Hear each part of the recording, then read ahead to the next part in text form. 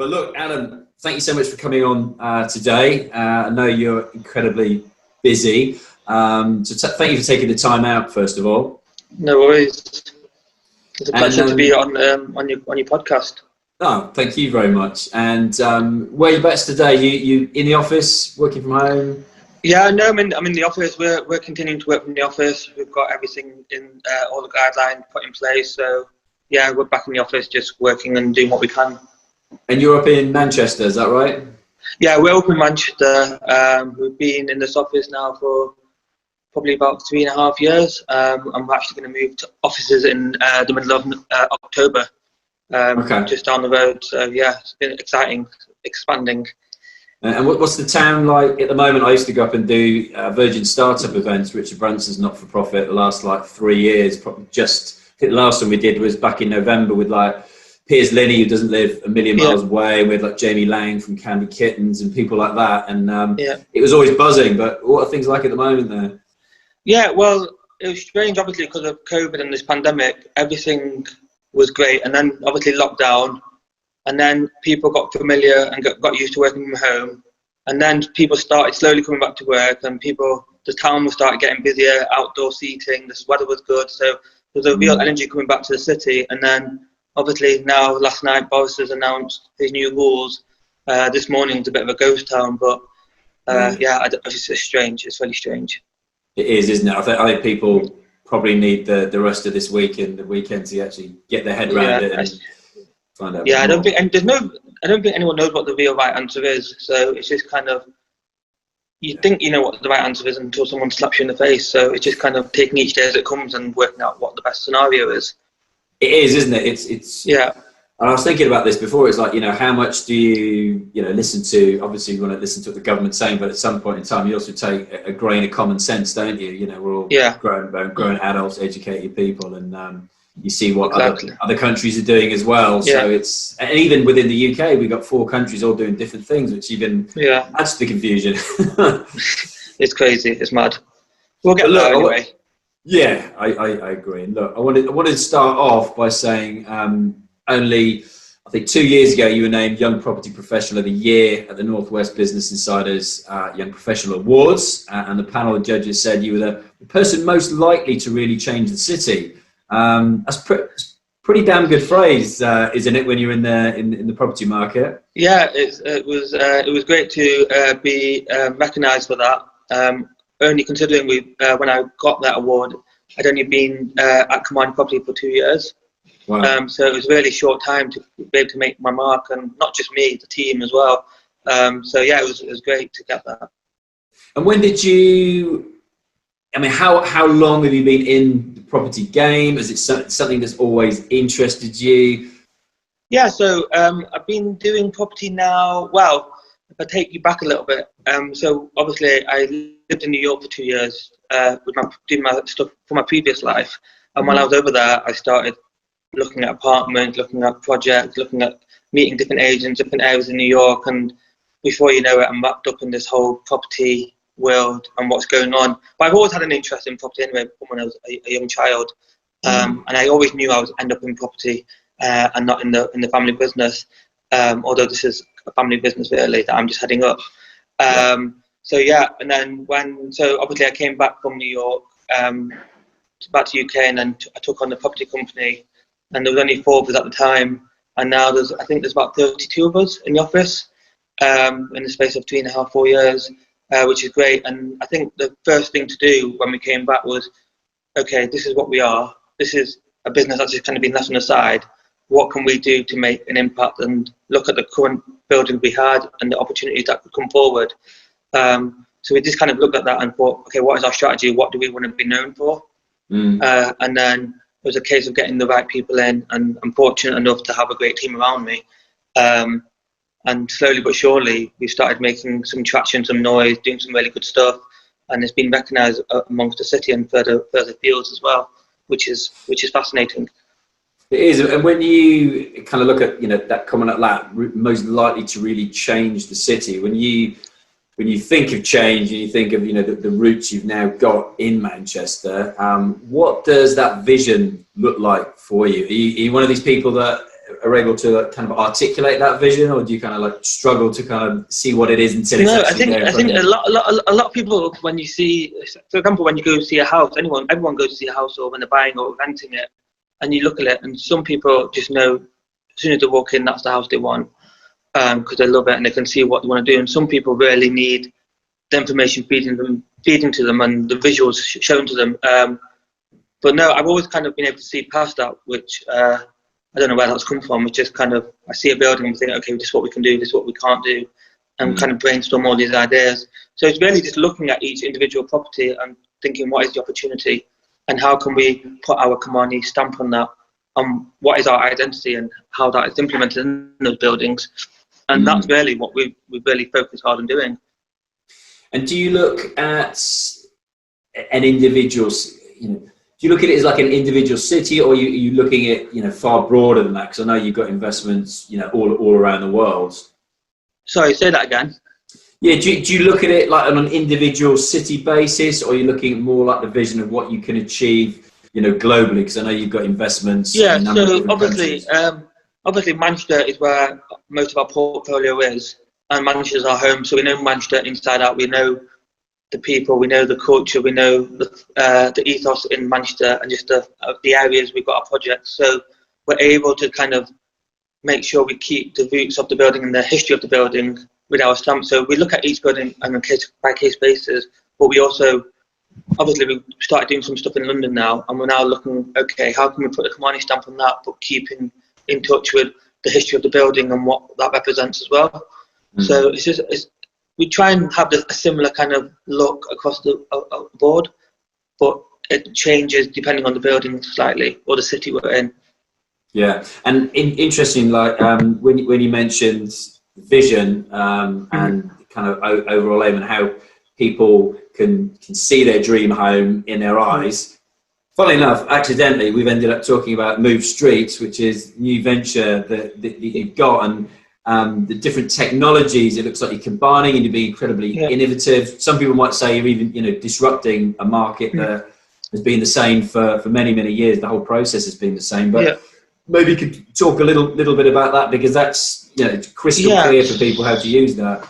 Yeah, so obviously when I came back to the UK and started doing the property side, obviously as you get into it more and do more stuff with it, you realise the stuff that's not so good in the property sector and the stuff that could be better. And you start realising the challenges you have, whether it's buying a property, looking at property, developing a property. The whole process is quite long-winded, and it's the same way it has been for forever, for 30, 40 years. It's still the same way we look for property, it's still the same way now. And if you look at all the other industries, they've all moved along with tech. And property, the way we look for property is not changed really. And obviously you've got the bigger portals that have kind of monopolised the market. So we were looking at that and we thought, okay, what can we do to challenge that, and how can we disrupt that market? And then that's when Move Streets was born, which is on the App Store.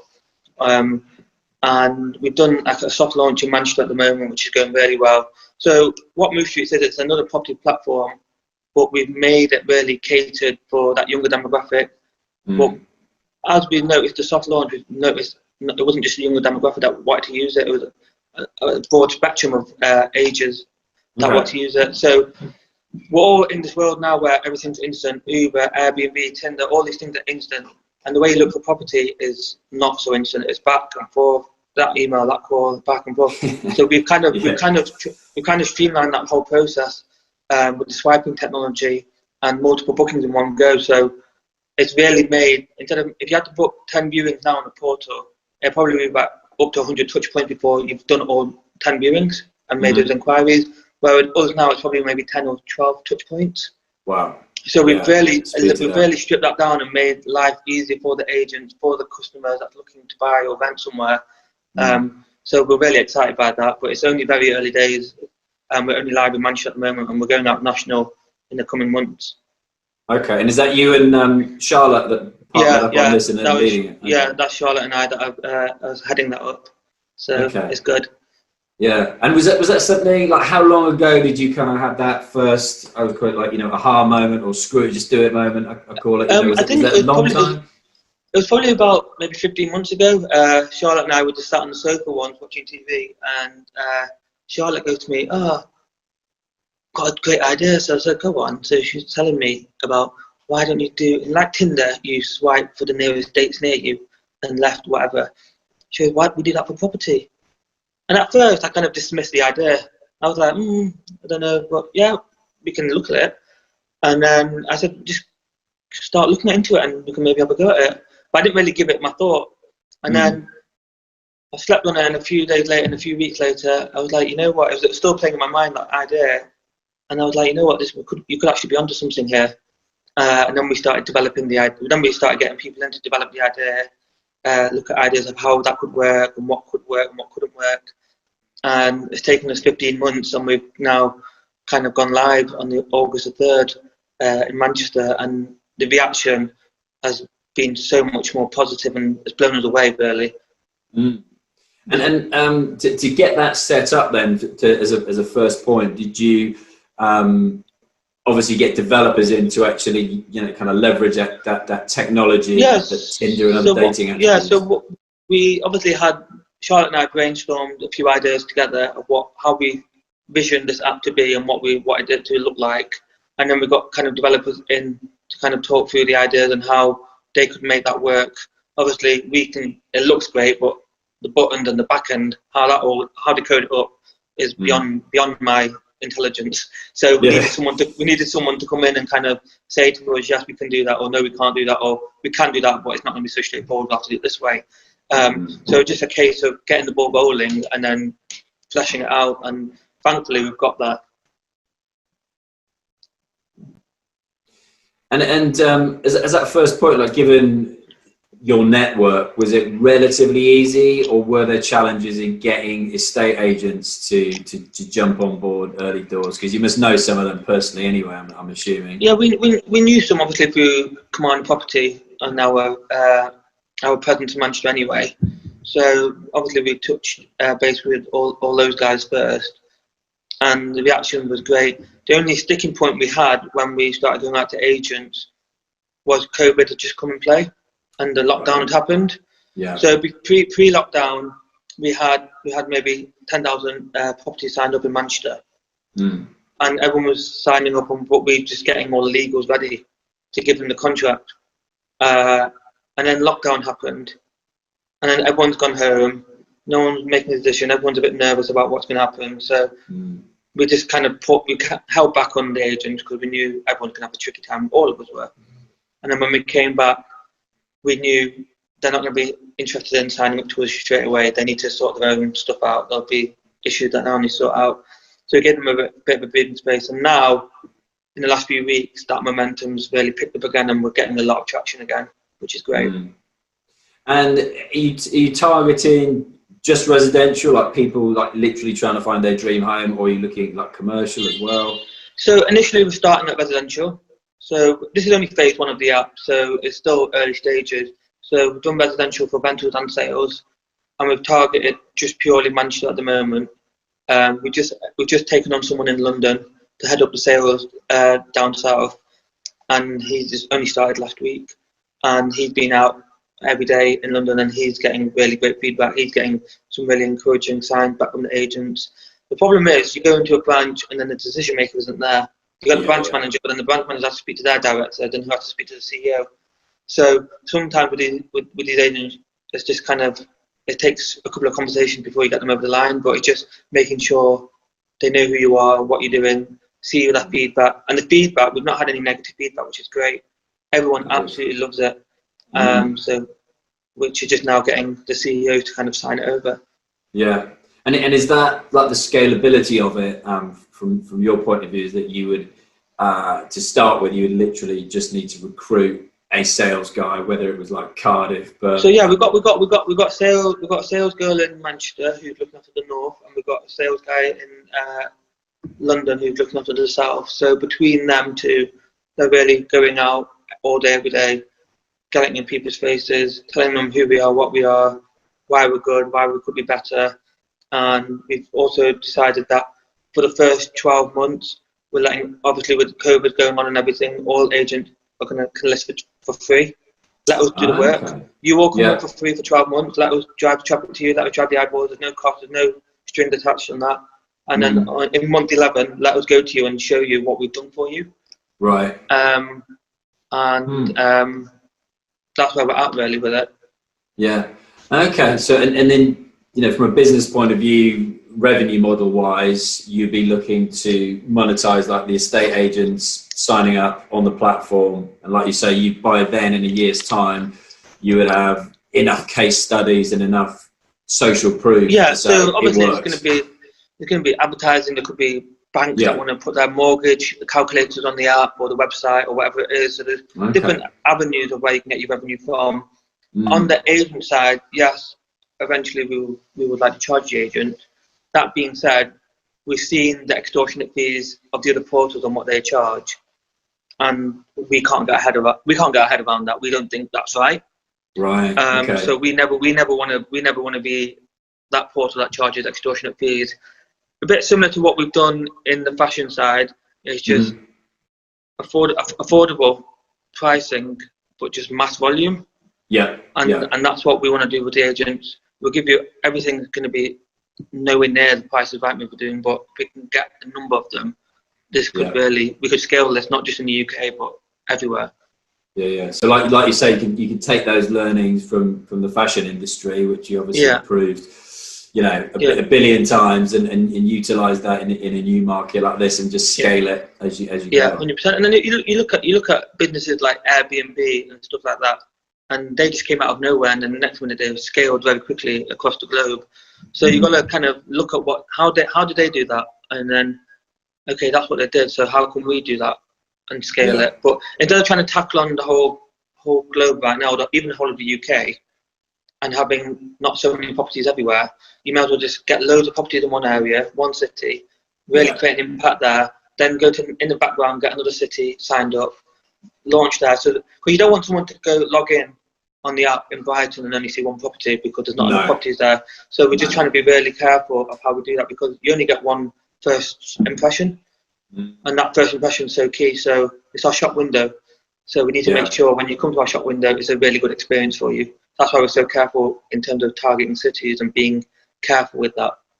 Yeah, no, that makes total sense to me. And how do you view the property market at the moment then? What are your thoughts, and is that regional or national? In terms of what the way the market's going, or like with regard, because you see, you know, where I am at the moment down in Poole in Dorset, it's like crazy hot at the moment. Yet equally, you speak to, you know, all the builders, and they're doing loads of home improvements that people are staying in, or, you know, like myself, funny enough, having like garden offices built and stuff like that, you know, spending more money on their homes. But equally, lots of people are looking to move at the moment as well. You know, what's the market like in Manchester, and how do you read it? It's pretty similar to how you're finding it where you are. I think the stamp duty holiday that they've given us has really helped the property market move again. I think that's been a positive. So I think there is a lot of movement going on. That being said, furlough stops in October. Yeah. So I don't feel like we've seen the real impact of what's going to happen in the market, not just in property, in the whole economy across the UK. Yeah. I think when furlough stops, I think then we'll see the real impact and the real true colours of how this is going to go. I think furlough's actually covering up some of the cracks. So it's hard to say. It is moving, and it has been positive. The stamp duty has really helped. But it's, again, even with the commercial side, a lot of these businesses now are now realising they can be efficient from home, and they don't actually need such a big office. Yeah. So on the commercial side, maybe some people are stripping back. It depends what industry you're in, I suppose. Well, if you're in the hospitality industry, you've had a smack for a few months, and now you've opened up, and now you're getting a smack again. Yeah. If you're in the festival industry, you're screwed. Like it depends. So it's just each industry is I don't know. It's up in the air, isn't it? It is, and I think everyone's kind of thinking, or my feeling is that you kind of wait. It seems like there's something building in the background that they're going to have to put, you know, when the furlough ends, and like all of the loan schemes are ending as well. You know, a lot of those for small business owners as well, like the CBILS loans, the bounce back loans, etc. That you think all. It just seems a bit ambiguous what there is at the moment, that surely they're going to have another package. I don't know what the right answer is. Yeah, I don't know what the right answer is, because whichever way the government take this, there's always going to be a split down the middle. Yeah. So they can never please everyone. So it's a case of what can they do and how much can they afford to bail people out. But can we afford to go into a second lockdown? I don't think we can. No. Because how many businesses have struggled to get through this lockdown and closed down because of this? If we do a second one, it's going to even be more chaotic. So yeah, I feel for everyone. Yeah, I know it's tough. I know a lot of my friends here own the nightclubs in Bournemouth, and it's literally big festivals on the beach, for tens of thousands of people, and it's like, it's all gone. It is, and I see them, coming up with other business ideas because they're entrepreneurs and they're looking to pivot and utilize leverage what they've got to. I think this is talking what you just said. I think it's a good opportunity. Obviously, if certain people can't open their business and they're able to, I think it's also an opportunity for people. They've always had an idea of something they want to do. They've never really got to it because they've been scared to make that jump or do that. Yeah. Or they've not had the time to do it. This is also an opportunity for those people to do that now. And really take that plunge, because obviously that other business isn't doing what it needs to do because of this pandemic. So what's another way of getting income? Give it a go. Give it a try. Do what you've got to do. Yeah. I was chatting to Oliver Cookson from My Protein for the podcast, and he was saying that over 200,000 entrepreneurs had started new businesses during lockdown, and that the majority were from Manchester and Liverpool. Now, for a lot of people, that might come as a surprise, but for somebody like yourself who knows the landscape up there, it probably isn't a surprise, is it? And the entrepreneurial spirit for people living in that part of the country. There's a real community in Manchester, in the sense of there's a real buzz in terms of young people really thriving and doing something and making something and becoming their own bosses and creating great businesses. And you see it more and more every day. Obviously, you've got London, which is the capital, and you've got lots of startups in London. But Manchester, you see all these great businesses coming out of Manchester, and there's just a real excitement and a buzz around the youth coming through and what they're doing.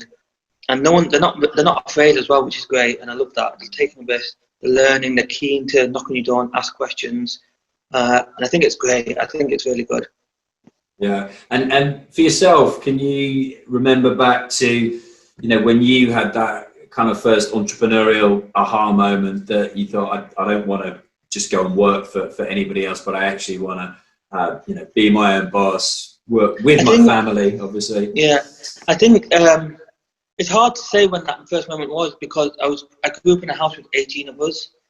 There was my grandparents, my dad, his brothers and sisters, obviously my mum and their wives and children, which is all us lot. So there's 18 of us, so and they're all very entrepreneurial, always just out every day working, coming back. So the conversation at the dinner table were very business driven. So it kind of, at an early stage, that was kind of drilled into you. And then the language became a bit more of a norm. So when sometimes you forget, okay, I'm so lucky I've had all that information given to me at such a young age, and that kind of entrepreneurial spirit fed to me. You kind of pinch yourself when you meet people that want an investment. You kind of think, you pinch yourself because you can see that looking for that answer that you kind of know just because you've been around it all your life. So I'm very lucky in that sense. So I wouldn't say there was ever a particular moment. It's a combination of just growing up with my family and having those conversations around the dinner table and just naturally, slowly coming to you. And obviously, you don't know all the answers. Things change. Social media came along not so long ago. So then you learn and adapt new things. So it's just a case of just keep learning and just knowing more stuff and asking questions. Knowledge is key, they say. It is, and like you say, asking questions, listening. What do you think your best skill is, or something that you've learned since you've been in business then? I remember my dad saying to me, and my granddad saying to me a long time ago, the hardest thing about running a business is managing the people. Like managing people, because obviously you're going to create this atmosphere and this culture in your office. And it's like a football team. Not everyone's going to be friends, but you're going to have groups of people. But there's challenges with that, different personalities, different views, different processes, different thoughts. So managing a team has always been the hardest thing. So I've always been a big believer that make sure you get the right people around you and look after them. There's no point everyone working out their bollocks off for only you to get the reward. I don't agree with that, and none of my family agree with that. It's like everyone should be rewarded fairly. If I win, you also win. Yeah. If I lose, we don't point fingers. We all work to find a solution to win again. So there's no I's in this team. It's always about we and looking after each other. So I think the biggest thing I've learned from business and what I'm really passionate about is making sure you look after the people around you and the people that help you all day, every day.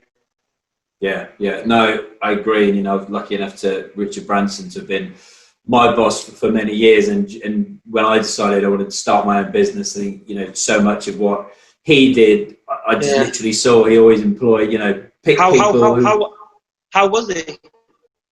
He was, literally great. And I'm going back to, in the late 90s when I started working for him, and just the way he treated his staff. Like, we all knew we weren't going to be the best paid in the airline industry, but just the way he treated you and how he gave everybody a chance, no matter, it didn't matter if you'd gone to university, you got a master's degree, where you literally just finished your GCSEs last week. If you're good enough, you had the opportunity given to you. A big philosophy of ours is, some skill is required for certain jobs, but it's more about the personality fit.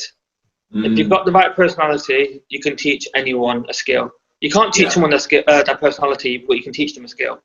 We're always very conscious of bringing the right personalities into the office, because you spend more time with people you work with than you do at home with your partners or your family. Yeah. You go home, watch TV and go to sleep, and then you spend all day with your work colleagues. So you just got to make sure you get that vibe and atmosphere right. It makes such a difference. Doesn't I was chatting to Maria Hatzister-Fanis, who owns Rodial, like $100 million beauty company, and she was saying she still goes into every interview that they have, and I was just trying to get my head around that for a company that size, thinking, how can you possibly do that? I get that. Yeah, because I won't necessarily do the first stage of interviews, but I'll always be there for the last stage. I will always be there for every last stage. I will be there, and we will then between us discuss who that person is. Because it's hard, because you've got people in your team that are really keen to bring in a certain person with certain credentials and skills, but then you can bring 2 or 3 really good, strong candidates, but if they're not the right fit in the team, it's gonna cause cancer in your office, and that cancer spreads, so then it becomes a bigger problem. So I always make sure I get to meet the person before they come on board. So interesting. And I was chatting to Julian Hearn from Huel, HUEL, that meal replacement company, and he was saying exactly the same thing, that he'd literally have the final say again, because like his HR might go, I really want this person's worked for this company, and they but he's like, at the end of the day, I completely get that. I completely get that. Interesting. And how has it been like for you during the last 5 or 6 months with regards to staff working from home, now coming into the office? And again, we don't know what's going to happen next, really, as we were saying earlier, but how's that process been for you? Like you say, you spend more time with them than you do with your partner. Yeah, exactly. I think obviously come probably February, when you start seeing coronavirus was peaking up in the UK, and you start hearing these stories in the paper that there might be a lockdown, you've seen it in other countries, you kind of don't know. I think the whole country was a bit blinded by, it won't happen to the Brits. It won't happen to the Brits. We'll be fine. And we should have seen it when I was in China. Really, we should have really got to grips with it then. So obviously, I'm looking at that my team was small and very flexible. So in terms of when lockdown was happening, we were able to make adjustments and get everyone working from home and getting them set up from home. And that worked well. It worked really well. I don't have any complaints of how that's happened. Obviously, you have issues with some certain tenants, that obviously in the hospitality industry, that couldn't pay everything. It was just a new situation for us that we had to learn and adjust and adapt to. And we spoke to other property people in the industry, and everyone was in the same boat. Like, there's no right or wrong answer with this. It's how much you can do to help someone or make their life easier, or you can just be a bit flexible on a payment this month to help them out next month. So it was just kind of being flexible, a bit leaner with how we operate. It was just new for all of us. So now we've kind of got through that stage. it's actually made us a bit stronger, really, I would say, because there's a new way of doing things and a new thought process of, okay, if that happens again, we know how to react because we've gone through that experience. Yeah, yeah. It seems like a lot of industries, it's like things have moved forward, and maybe it's the same. Hence, bringing out this app now, Move Streets, that you've accelerated a couple of years' growth in a couple of months, maybe. Yeah, I think obviously people have been working at home, so we're able to, and people have started looking at property again. So in terms of the app being launched, it's probably a really good time. So the end of summer, things are starting to pick up in the UK again. Obviously, before last night's announcement, people are starting to look to sell a house or buy a house because of the stamp duty holiday. So the app really came at a good time, and we're getting 4 million eyeballs a month on the app. And Are you? We spent nearly zero on the app on marketing, apart from one billboard campaign in Manchester. Apart from that, we spent pretty much next to nothing. So it's really phenomenal the eyeballs we're attracting and what we're doing. And the feedback we're getting is just, why has no one ever done this before? It's something so simple and easy. Yeah. Like, why has no one done that? And I think part of it is, obviously you got 3 big portals that just monopolise the whole market. But because everyone's so used to going to them, they've not really had to change or adapt. They've not felt they needed to. And everyone's obviously either not had the bottle to challenge it or financially not been able to do it. They both come together, and I'm going to give it my best shot. I'm not scared of it. I'm going to give it a go. And if I'd rather try and not succeed than never try and always wonder what happened. Yeah, no, that's awesome to hear. And do you think that literally is it? Like the likes of a Zoopla never decided to do that because they just get set in their ways and they don't think they have to, and nobody's challenging them because they haven't got the, like you say, the now sort of financial muscle to get involved. I think when you're at that capacity and you have over 90% of the market share in that industry, you're such a big dog that you can to muscle into that is very hard, very, very hard, and they can literally just swoop you away in their own way. So we've been quite clever in terms of how we're doing that. We've got patents around the application of how it works, so no one can copy that. So we've really tried to protect our idea and how that operates, which is great. So hopefully we may have a chance with this. I think we will. Yeah, fingers crossed. Yeah. I mean, that's a lot of eyeballs, Adam. That's 4 million for like literally, like you say, mate. You're in one town. Yes, it's a big town, but that's a lot. Yeah. So it's interesting. Obviously, we did the campaign. We did the small billboard campaign in Manchester when we launched, and that obviously generated a lot of stuff. And then we had a lot of PR around it again in local press and a couple of national press. And that's it. But what we've noticed is America, we're getting 7,000 hits a week from America. We've never done anything. We've never done anything there. Australia, Ireland, like some places in Europe. So all these people are coming and seeing this, and now we're starting to get emails saying, "Can you bring this over to us? Can we have a bit of this?" Like we've had a lot of agents from different countries, like Australia and America, saying, "Oh my God, this is genius! This is a game changer. This is what we need. We'd love to have this there." So it's really, really great to see that and have that, and other countries just seeing it. I don't know how they've seen us, but they have. Yeah. And how do you scale that up? Do you look inwards or do you look outwards for investment when you're looking at other countries like that, or is that something that's further ahead for you? And we're just going to take the UK for now.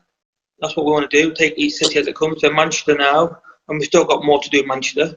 And obviously the phase we've got now is phase 1, so we're going to have phase 2, phase 3, and really flesh out that app so it does more for the agent and for the customer. And then obviously London, and then Birmingham, Leeds, Sheffield. So I think it's a case of let's get a good strong presence here. And once we've got a strong enough presence here, then let's look at the next step of Europe, America, Australia, wherever that is. And we really want to look at the way Airbnb have done their model. Yeah. Because they turned up, and next minute they scaled very quickly. And so I'm trying to do a bit of research to see how that works and how they did that, and if there's elements of that scaling process we can maybe use, because they did a great job of doing that, and I think it'd be stupid not to look at how they did that.